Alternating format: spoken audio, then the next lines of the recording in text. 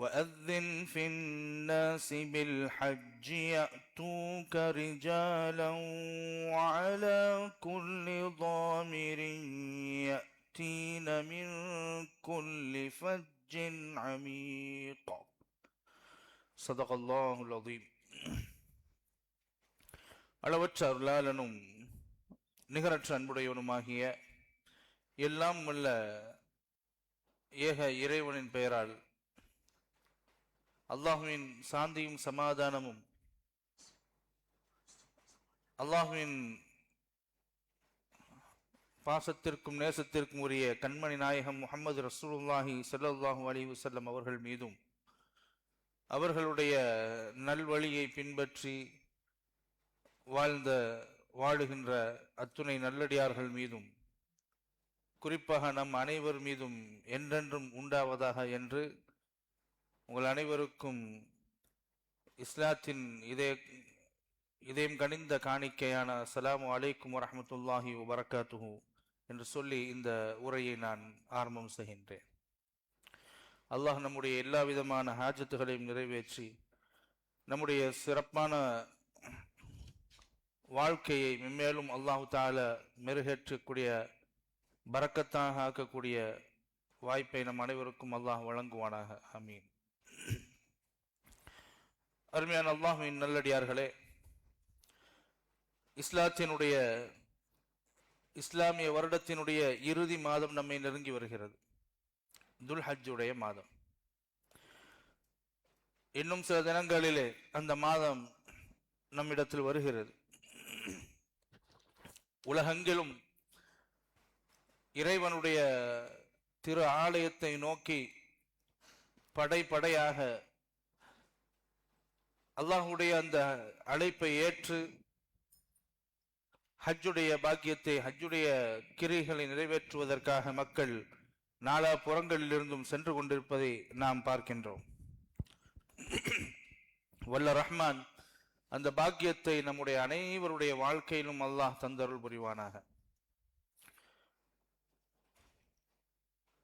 ஹஜ்ஜுக்கு செல்லக்கூடியவர்கள் செல்லாதவர்கள் அனைவருடைய இபாதத்துகளையும் அல்லாஹு தஆலா ஏற்று அந்த ஹாஜிகளை சரீர சுகத்தோடும் நிம்மதியோடும் எந்தவித அச்சமும் இன்றியும் சிறப்பான முறையில் சென்று ஹஜ்ஜுடைய கிரைகளை நிறைவேற்றிவிட்டு திரும்புவதற்கு ஆரோக்கியமாக அதிக நன்மைகளோடு திரும்புவதற்கு அன்று பிறந்த பாலகனாய் போன்று திரும்புவதற்கு அல்லாஹு தஆலா நல்லருள் புரிவானாக என்று இந்த நல்ல தருணத்தில் அவர்களுக்காக துஆவும் செய்வோமாக. ஆமீன். இந்த ஹஜ்ஜுடைய நாட்கள் துல்ஹஜ்ஜுடைய அந்த நாட்களை போன்று வேறு நாட்கள் கிடையாது. அந்த நாட்களை குறித்து இப்படி சொல்லப்படுகிறது: மாமின் ஐயாமின் அஃதலு இன்தல்லாஹ் வலா அல் அமல் ஃபீஹின்ன அஹப்பு இலல்லாஹி அஸ்ஸ வஜல் மின் ஹாதிஹில் ஐயாம். அதாவது இது இந்த துல்ஹஜ்ஜுடைய முதல் 10 நாட்களை குறித்து சொல்லப்படுகிறது.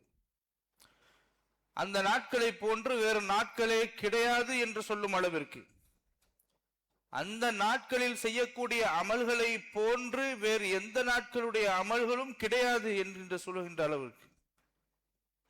அப்படி என்றால் அந்த நாட்களில் செய்யக்கூடிய அமல்களுக்கும் அந்த நாட்களில் செய்யக்கூடிய இபாதத்துகளுக்கும் மிகப்பெரிய வலிமை உண்டு, இறைவனுடைய சன்னிதானத்திலே மிகப்பெரிய அந்தஸ்து உண்டு என்பதை இந்த வாசகங்கள் நமக்கு சொல்லி காட்டுகின்றது.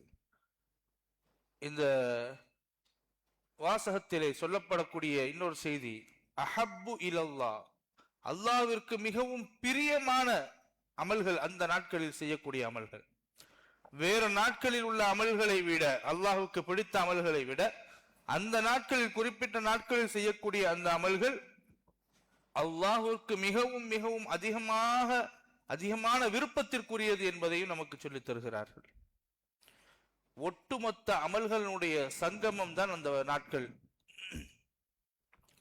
இமாம் இப்னு ஹஜ்ர் அல் அஸ்கலானி ரஹ்மத்துல்லாஹி அலைஹி நாம் படிக்கக்கூடிய, நாம் பின்பற்றக்கூடிய பெருமானார் ஸல்லல்லாஹு அலைஹி வஸல்லம் அவர்களுடைய நபிமொழிகள் அடங்கிய மிகவும் ஆதாரபூர்வமான குர்ஆனுக்கு அடுத்த நிலையில் உள்ள கிரந்தம் என்று சொல்லக்கூடிய அளவிற்குண்டான ஹதீஸ்களுடைய தொகுப்பு சையதுனா இமாம் புகாரி ரஹ்மத்துல்லாஹி அலைஹி அவர்களால் தொகுக்கப்பட்ட சஹீஹான ஹதீஸ்களை கொண்ட சஹீஹுல் புகாரி என்கின்ற கிரந்தம். அந்த சஹீஹுல் புகாரியினுடைய இப்ப குர்ஆனுக்கு பல பேர் தர்ஜுமா செய்கிறார்கள், குர்ஆனுக்கு பல பேர் தஃப்சீர்கள் எழுதுகிறார்கள் இல்லையா? அதுபோன்று இந்த நபிமொழிகளிலேயே மிக ஆதாரபூர்வமான சஹீஹுல் புகாரிக்கு பல பேர்கள் ஷரஹ் செய்திருக்கிறார்கள், விளக்கம் எழுதியிருக்கிறார்கள். அந்த விளக்கங்களிலேயே மிகவும் சிறந்த விளக்கமான விளக்கங்களிலே ஒன்று இமாம் இப்னு ஹஜர் அஸ்கலானி ரஹ்மத்துல்லாஹி அலைஹி அவர்களுடைய விளக்கம். அவர்கள் சொல்லுகிறார்கள், லிஇஜ்திமாஇ உம்மஹாத்தில் இபாதா அப்படின்னு சொல்றாங்க. இந்த நாட்களில் செய்யக்கூடிய அமல்கள் எப்படி என்றால், இஜ்திமாஇ உம்மஹாத்தில் இபாதா, இபாதத்துகள் அமல்களுடைய, அதாவது அமல்களுடைய ஒட்டுமொத்த அமல்களும் சேர்ந்து அந்த நாட்களில் செய்யப்படுகின்றது. அந்த நாட்களிலே நிறைய தக்பீர் கலிமா சொல்லப்படும், தல்பியா சொல்லப்படும். அந்த நாட்களிலே நோன்பு நோக்கப்படும். அரஃபாவுடைய நாளுடைய நோன்பு இருக்கிறது, நோன்பு நோக்கப்படும். ஹஜ்ஜுடைய அமல் தான் அந்த மாதமே. அந்த நாளிலே அதிகமான தான தர்மங்களில் இஸ்லாமியர்களிலே ஈடுபடுவார்கள், இறை நம்பிக்கையாளர்கள் ஈடுபடுவார்கள். எனவே இஸ்லாத்தினுடைய 50 கடமைகளாக இருக்கக்கூடிய அத்துணை கடமையும் ஒருங்கிணைந்து எல்லா இபாதத்துகளும் சேர்ந்து ஒட்டுமொத்தமாக செய்யப்படக்கூடிய அந்த நாட்கள் இந்த முதல் 10 நாட்கள் துல்ஹஜ்ஜுடைய நாட்கள். எனவேதான் இமாம் இப்னு ஹஜர் அஸ்கலானி ரஹ்மத்துல்லாஹி அலைஹி அவர்கள் சொல்லுகிறார்கள், இது இஜ்திமாஇ உம்மஹாத்தில் இபாதா, இபாதத்துகளுடைய தலையான ஒரு ஒட்டுமொத்த இபாதத்தினுடைய சங்கமம் என்று சொல்லுகிறார்கள். இமாம் கஸாலி ரஹ்மத்துல்லாஹி அலைஹி அவர்கள் ஃபி முகாஷஃபத்தில் குலூப், அல் முகாஷஃபத்தில் குலூப் என்று சொல்லக்கூடிய கிதாபிலே இமாம் கஸாலி ரஹ்மத்துல்லாஹி அலைஹி அவர்கள் சொல்கிறார்கள், இந்த மாதம் அல்லாஹ்வால் தேர்ந்தெடுக்கப்பட்ட மாதம், இந்த மாதம் அல்லாஹ்வினால் தேர்ந்தெடுக்கப்பட்ட மாதம் என்கிறார்கள்.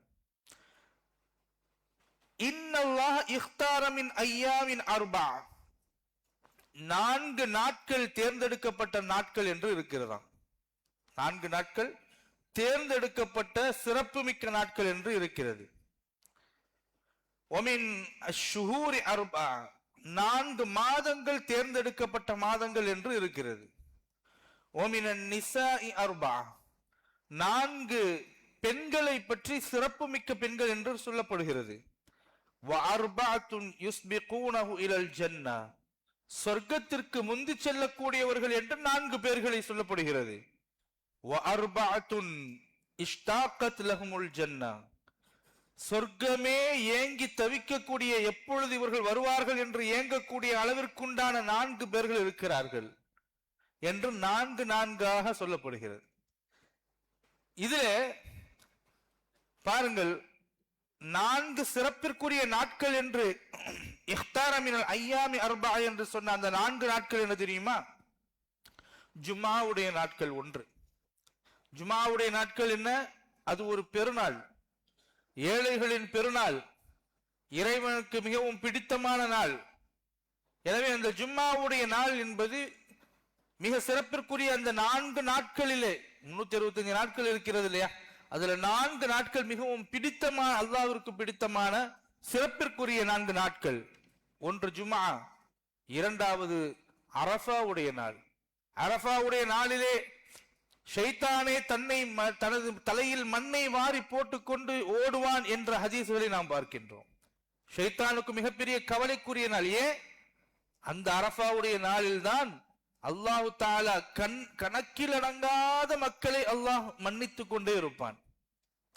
அரஃபாவுடைய நாளில் கேட்கப்படக்கூடிய அந்த துஆ இறைவனிடத்தில் அங்கீகரிக்கப்படுகிறது. இந்த அரஃபாவுடைய நாள் எத்தனையோ ஹாஜிகளுடைய ஹஜ்ஜை மக்பூலாக ஆக்கக்கூடிய நாள். அல் ஹஜ்ஜு அரஃபா என்று சொன்னார்கள் ரசூலுல்லாஹி ஸல்லல்லாஹு அலைஹி வஸல்லம் அவர்கள். அரஃபாவுடைய இடத்தில் மைதானத்திற்கு என்று அங்கு நின்றால்தான், அங்கு சென்றால்தான் ஹஜ் நிறைவேறும் என்கின்ற இது இரண்டாவது நாள். மூன்றாவது குர்பானி கொடுக்கக்கூடிய யௌமு ஸபஹ், குர்ஆனி கொடுக்கப்படக்கூடிய நாள். இறைவனுக்காக ஒரு பிராணியை, ஆகுமாக்கப்பட்ட அல்லாஹ்வுடைய பிராணியை அவனுடைய பெயர் கொண்டு நாம் நபிகள் பெருமானார் ஸல்லல்லாஹு அலைஹி வஸல்லம் அவர்கள் வழிகாட்டியபடி ஹஜ்ரத் இப்ராஹிம் அலைஹிஸ்ஸலாம் அவர்களுடைய அந்த வழிமுறையை பின்பற்றி நாம் கொடுக்கக்கூடிய குர்பானியுடைய நாள், அது அல்லாஹ்விற்கு ரொம்ப பிடித்தமான ஒரு செயல் கொண்ட அமல் கொண்ட நாள். இது மூன்று. அடுத்து யௌமுல் ஈத், யௌமுல் ஃபித்ர், பெருநாளுடைய நாட்கள். ஜும்ஆ, அரஃபா, குர்பானியுடைய நாள், பெருநாளுடைய நாள். இதெல்லாம் மிகச்சிறந்த 4 நாட்கள்.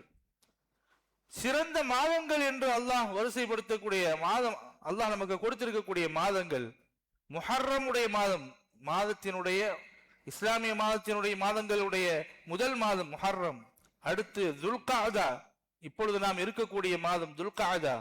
துல் ஹஜ் உடைய மாதம், ஹஜ்ஜுடைய மாதம், ரஜபுடைய மாதம். ரமதானுக்கு ஒரு மாதத்திற்கு முன்னாடி வரக்கூடிய ரஜபுடைய, ஷாபான் ரமதான் அப்படின்னு வருது இல்லையா, அந்த ரஜபுடைய மாதம். இந்த ரஜபுடைய மாதம் அல்லாஹ்விற்கு மிகவும் பிடித்தமான மாதம் கூட. இப்போ இந்த 4 மாதங்களும் இஃப்தாரஹுல்லாஹ், அல்லாஹ்வால் தேர்ந்தெடுக்கப்பட்ட 4 புனிதமான அர்பஅத் அஷ்ஹுர், 4 மாதங்கள். 4 பெண்களை குறித்து சொல்லப்படுகிறது. ஒன்று சையதுனா ஃபாத்திமா ரலியல்லாஹு தஆலா அன்ஹா. ரசூலுல்லாஹி ஸல்லல்லாஹு அலைஹி வஸல்லம் அவர்களுடைய பித்அத் என்று சொன்னார்கள். என்னுடைய ஈரக்கொலை, பித்அத்தும் மின்னி, ஃபாத்திமா என்னுடைய எண்ணில் ஒரு பகுதி என்று சொன்னார்கள் நாயகம் ஸல்லல்லாஹு அலைஹி வஸல்லம் அவர்கள். அவ்வளவு தீன்குல பெண்மணி ரசூலுல்லாஹி ஸல்லல்லாஹு அலைஹி வஸல்லம் அவருடைய அருமை மகளார் ஃபாத்திமா ரலியல்லாஹு அன்ஹா. அடுத்தது ஆசியா ரலியல்லாஹு அன்ஹா. ஆசியா நாயகி அவர்கள் ஃபிரௌனுடைய மனைவி. ஃபிரௌன் எவ்வளவு கொடுங்கோலனாக இஸ்லாத்தை எதிர்க்கக்கூடியவனாக, தன்னை கடவுள் என்று வாதிடக்கூடியவனாக இருந்தான் இல்லையா, அவனுடைய மனைவி அல்லாஹ்வை நம்பக்கூடியவளாக இருந்தார்கள், ஆசியா அம்மையார். அடுத்து ஹதீஜா ரலியல்லாஹு தஆலா ரசூலுல்லாஹி ஸல்லல்லாஹு அலைஹி வஸல்லம் அவர்களுடைய அருமை துணைவியார். 25 வயதில் ரசூலுல்லாஹி ஸல்லல்லாஹு அலைஹி வஸல்லம் அவர்கள் திருமணம் முடிக்கிறார்கள். அந்த ஹதீஜா அம்மையார் இஸ்லாத்திற்குள் நுழைந்த முதல் பெண்மணி, ரசூலுல்லாஹ்வை நம்பிய முதல் பெண்மணி. அந்த ஹதீஜா ரலியல்லாஹு தஆலா அன்ஹா அவர்கள் முக்கியமான ஒரு பெண்மணி. அடுத்து மரியம் அலைஹிஸ்ஸலாம், சையதுனா ஈசா அலைஹிஸ்ஸலாம் அவர்களுடைய அருமை தாயார். எந்த ஒரு ஆணுடைய துணையுமின்றி அல்லாஹ்வால் கர்ப்பம் தரிக்கப்பட்டு அல்லாஹ் தஆலா அவர்களுக்கு ஈசா அலைஹிஸ்ஸலாம் அவர்களை கொடுத்தான், அந்த மரியம் அலைஹிஸ்ஸலாம் அவர்கள். இப்படி 4 பெண்கள். சுவனம் முந்தி செல்லக்கூடியவர்களுடைய பட்டியலை நாயகம் ஸல்லல்லாஹு அலைஹி வஸல்லம் அவர்கள் சொன்னார்கள். பிலால் ரலியல்லாஹு அன்ஹு அவர்கள். உங்களுக்கு தெரியும், பிலால் ஒரு காலத்தில் அல்லாஹ்வுடைய எதிரிகள் ஒரு பாலைவனத்திலே சுடும் மணலிலே ஒரு இளைஞரை படுக்க வைத்து அந்த மணலில் கிடத்தி அவர்களுக்கு இறைவனை நீ மறுக்க வேண்டும், எங்களுடைய கடவுளை நீ வணங்க வேண்டும் என்று சொல்லி மிகப்பெரிய ஒரு பாறையை எடுத்து நெஞ்சிலே வைத்து உடைத்தார்கள். கிடத்தி அங்கும் இங்குமாக கட்டி வைத்து அவரை வேதனை செய்தார்கள். எவ்வளவு வேதனைக்கும் துன்பத்திற்கும் பிறகும் கூட அஹத் அஹத், இறைவன் ஒருவனே என்ற அந்த தௌஹீதிலே நிலைத்திருந்தவர் சையதுனா பிலால் ரலியல்லாஹு தஆலா அன்ஹு அவர்கள். அடுத்து சுஹைப் ரலியல்லாஹு தஆலா அன்ஹு அவர்கள், அவர் ரோமானியர். சல்மான் ரலியல்லாஹு அன்ஹு அவர்கள் ஒரு பாரசீகர். இன்னைக்கு ஈரான் பாரசீகம் சொல்றோம் இல்லையா, பாரசீகர். ரசூலுல்லாஹி ஸல்லல்லாஹு அலைஹி வஸல்லம் அவர்கள் அரபு தேசத்தின் தலைவர். இப்படி இந்த 4 பேரும் சொர்க்கத்திற்குள் முந்தி செல்லக்கூடியவர்கள். அடுத்து சுவனம் எதிர்பார்க்கக்கூடிய நபர்கள் 4 பேர் என்று சொல்லப்பட்டது. சுவனமே எதிர்பார்க்கும், எல்லாரும் சுவனத்தை தான் எதிர்பார்ப்போம் இல்லையா, சொர்க்கத்துக்குள்ள போகணும். ஆனா சொர்க்கம் எதிர்பார்க்கக்கூடிய 4 நபர்கள் சையதுனா அலி ரலியல்லாஹு அன்ஹு அவர்கள், சல்மான் ஃபாரிசி ரலியல்லாஹு அன்ஹு அவர்கள், அம்மார் இப்னு யாசிர் ரலியல்லாஹு அன்ஹு அவர்கள், மிக்தாத் இப்னு அஸ்வத் ரலியல்லாஹு அன்ஹு அவர்கள். இவர்கள் எல்லாம் 4 பேர். ஆக அல்லாஹ்வுடைய இந்த துல்கைதாவில் நாம் இருக்கக்கூடிய இந்த மாதம் துல்ஹஜ்ஜுடைய மாதம் இறைவனால் தேர்ந்தெடுக்கப்பட்ட மாதம் என்று செய்தனா கஸாலி ரஹ்மத்துல்லாஹி அலைஹி அவர்கள் நமக்கு சொல்லித் தருகிறார்கள்.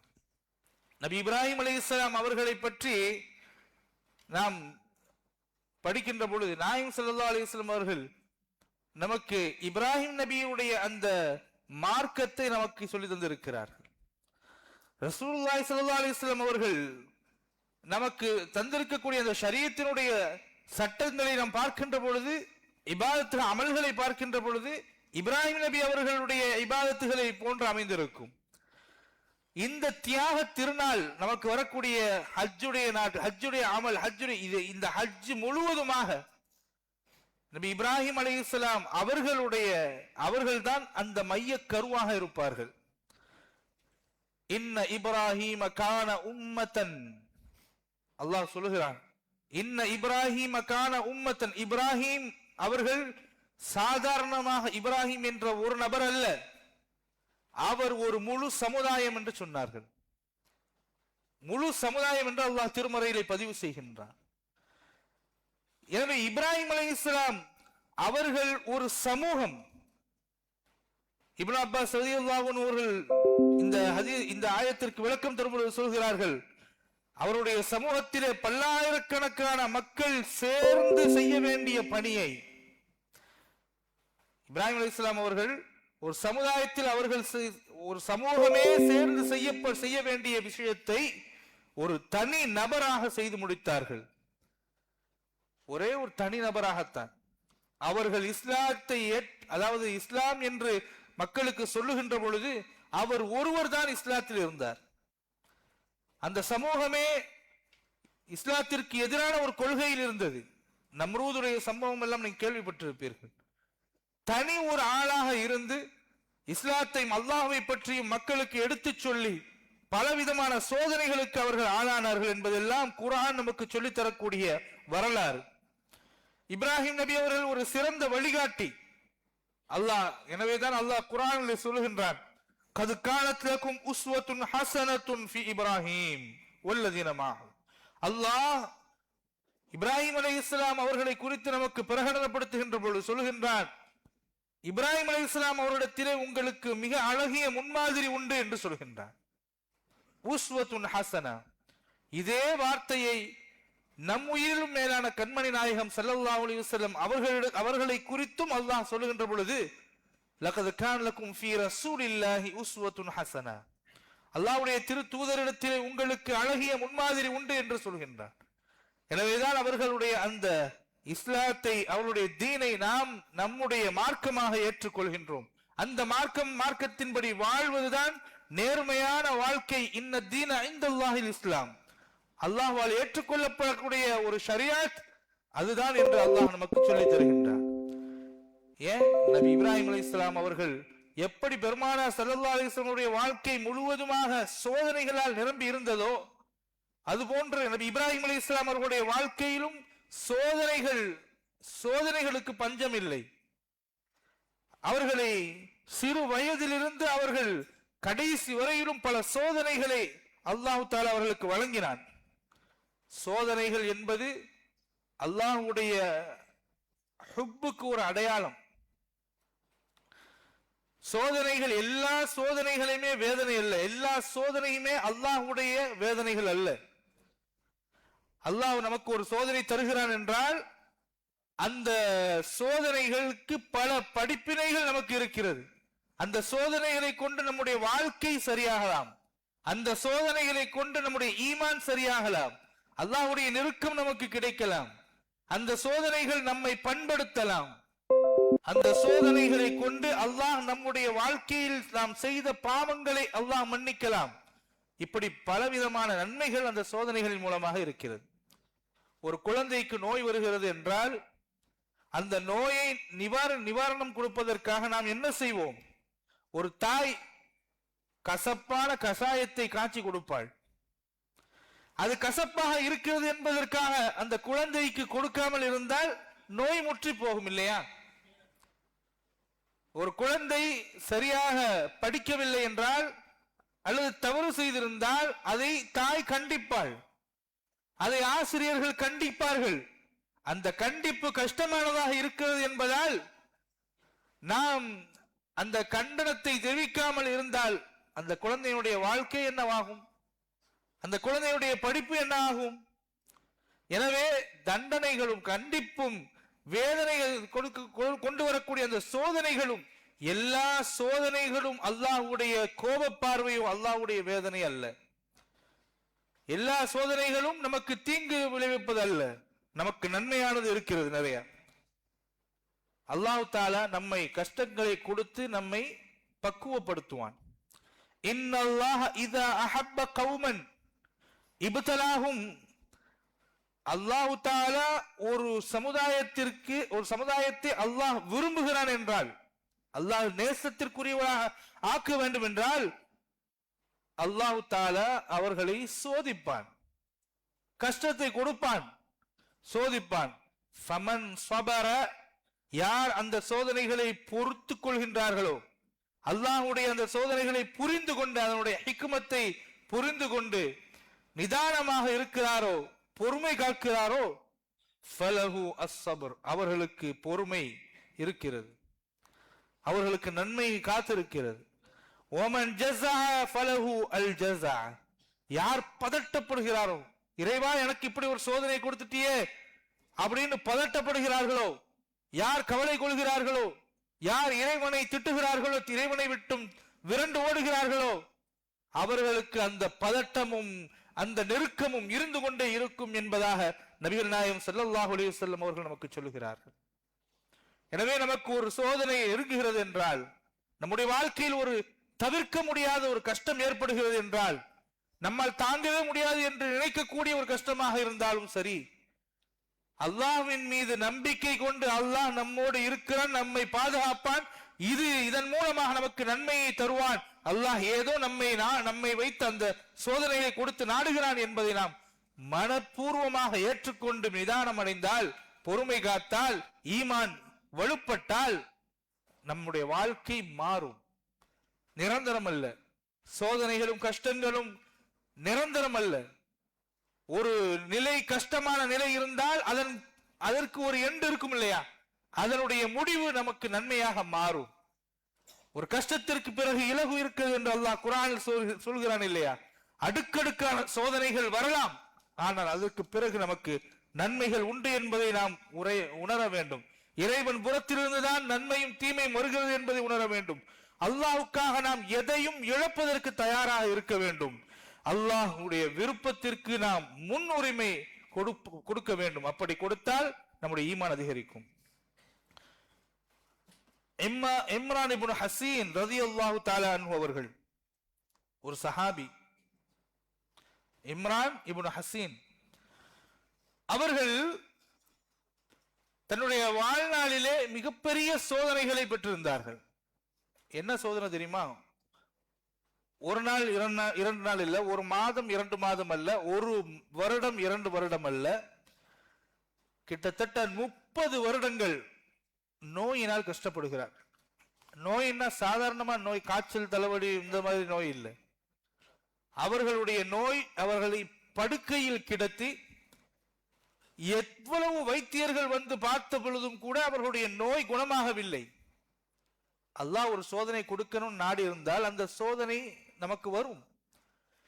இந்த இம்ரான் ரலியல்லாஹு அன்ஹு அவர்களுக்கு 30 வருட காலமாக நோய், அந்த நோயினுடைய வீரியத்தின் காரணமாக அவர்களுடைய வீட்டிற்கு கூட யாரும் வர முடியாத அளவிற்குண்டான துர்நாற்றங்களும் உடல் சீழ்வழிந்தும் அவர்களுடைய உடலுடைய அமைப்பை மாறி உருக்கி அவரை ஒரு கிடையில் கிடத்தி இருந்தது. அப்படிப்பட்ட ஒரு மிக கொடுமையான நோயிலே 30 ஆண்டுகளாக அவர்கள் அந்த கஷ்டத்தை அனுபவித்துக் கொண்டே இருந்தார்கள். அப்படிப்பட்ட ஒரு சஹாபி, அல்லாஹ்வுடைய தூதருடைய சஹாபி, அவர்களை சந்திப்பதற்காக ஒரு சஹாபாக்களுடைய கூட்டம் நலம் விசாரிப்பதற்காக வருகிறார்கள். நலம் விசாரிப்பதற்காக வரக்கூடிய அவர்களிடத்துல சொல்றாங்க, நீங்க அல்லாஹ்விடத்துல துஆ செய்யலாமே, உங்களுடைய நோய் குணப்பட வேண்டும் என்று அல்லாஹ்விடத்தில் நீங்கள் துஆ செய்யலாமே என்று சொல்கிறார்கள். கால இம்ரான். அதற்கு இம்ரான் ரலியல்லாஹு அன்ஹு அவர்கள் என்ன பதில் சொன்னார்கள் தெரியுமா? ஷைஉன் அஹப்பஹுல்லாஹு அஹ்பப்துஹு, ஷைஉன் அஹப்பஹுல்லாஹு அஹ்பப்துஹு, அல்லாஹ் என்னுடைய விஷயத்தில் என்ன விரும்பினானோ அதை நான் விரும்புகிறேன் அப்படின்னா. அல்லாஹ் எனக்கு ஒரு நோயை கொடுக்கணும்னு நினைச்சான், எனக்கு கொடுத்திருக்கிறான் இல்லையா? அது அல்லாஹ்வுடைய விருப்பப்படிதானே நடந்திருக்கு. அல்லாஹ் விருப்பப்பட்டுதான் அந்த நோயை எனக்கு கொடுத்திருக்கிறான். எனவே அந்த அல்லாஹ்வுடைய விருப்பம் தான் என்னுடைய விருப்பமும், என்னிடத்தில் இருந்துட்டு போட்டுமே அப்படின்னு. இந்த நிலையெல்லாம் சூஃபிகளுடைய நிலை. நம்மளாம் அந்த மாதிரி நிலையில இருக்க முடியாது. நம்ம என்னைக்கு நம்ம ஒரு 2 மாத்திரையை வாயில போட்டு ஏதாவது குணமாகுமோன்னு தான் நம்ம நினைப்போம். அல்லாஹ்விடத்தில் நம்ம துவா கேட்போம். ஆனா அவருடைய நிலை என்னவென்றால், யா அல்லாஹ் உனக்கு விருப்பமான, அல்லாஹ்வுக்கு விருப்பமான என்னவோ அதை எனக்கு விருப்பமாகிக் கொள்கிறேன் என்று சொன்னார்கள். அன்தும் தபுகூன், நீங்க அழுறீங்க, வஅன ஃபராதின், நான் அழல, அதை நான் பொருந்திக் கொள்கிறேன்.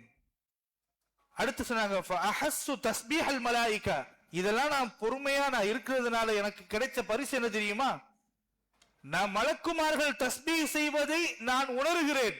அஹஸ்ஸு தஸ்பீஹல் மலாயிகா வ அஹஸ்ஸு ஜியாரத்துல் மலாயிகா, மலக்குமார்கள் என்னிடத்துல ஜியாரத் செய்து, நீங்க வர்றீங்கல்ல, அத மாதிரி மலக்குமார்கள் வந்துட்டு போறாங்க. அப்ப இந்த நன்மைகளை எல்லாம் நான் அல்லாஹ்விடத்தில் துஆ கேட்டு எனக்கு நிவாரணம் கிடைத்து விட்டால் இதெல்லாம் கிடைக்காம போயிருமே என்ற நிலைக்கு அவர்கள் அல்லாஹ்வை அவனுடைய விருப்பத்தை தன்னுடைய விருப்பமாக ஆக்கி கொண்டார்கள். அப்படிப்பட்ட நிலை நம்மிடத்தில் கொஞ்சமாவது வரணும். அல்லாஹ் நம்மை பாதுகாப்பான் என்கின்ற எண்ணம் நமக்கு கொஞ்சமாவது இருக்கணும்.